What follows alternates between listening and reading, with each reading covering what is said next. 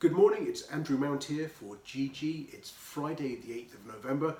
I'm up here in Leeds ahead of my William Hill radio stint, day 2 of 2 coming up. I'm on air live with Paddy Aspel from 12:30 until 8:45, covering all the action this afternoon and this evening. Hopefully we'll find some winners between us, so please do tune in and join us later on.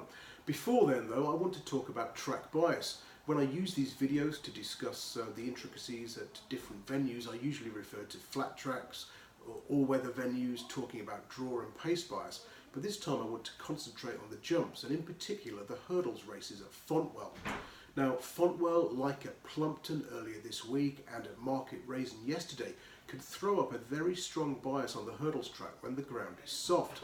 Yesterday at Market Rasen it was desperate ground, and we saw Paddy Aspel stay wide throughout in the handicap hurdles, winning twice. And I'm expecting a similar bias today at Fontwell.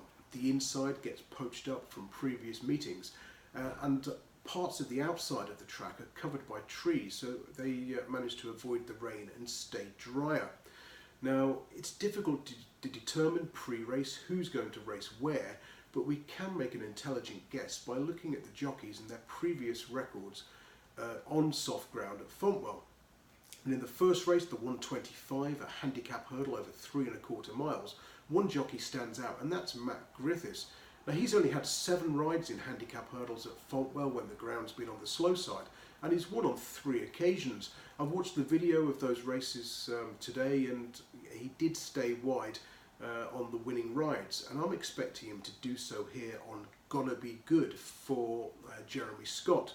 Now, this one's been off the track for a while, but goes well fresh, scoring first time out last term.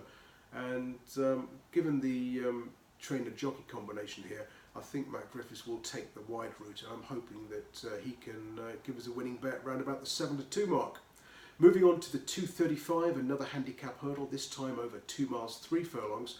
And we've got a short price favourite here in the shape of Mason Jar. That's understandable given that he's on a 4-timer and he was impressive at Ascot the other day.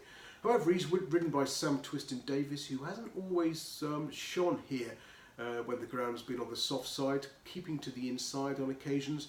His last ride here was an odds-on flop Urbanist on soft ground back in January, who raced around the inside and was eventually pulled up. So maybe he'll take that route on Mason Jar, which could leave the favourite vulnerable. So I'd rather play each way on Bonza Girl, another Jeremy Scott inmate.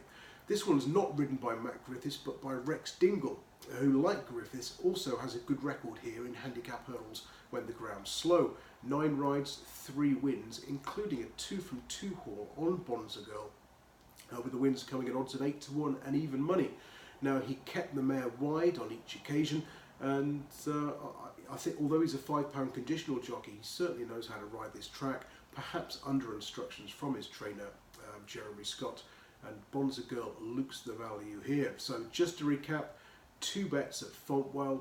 The ground's on the soft side. I'm expecting a bias on the hurdles track, favouring those drawn wide, and I'm going to be backing Gonna Be Good at 7-2 in the opener, the 125, and Bonza Girl round about 8-1, 15-2 in the 235. That's it from me until the weekend, when I'll be having a look at Sandown's Jumps card on Sunday. Until then, if you're having a bet, best of luck.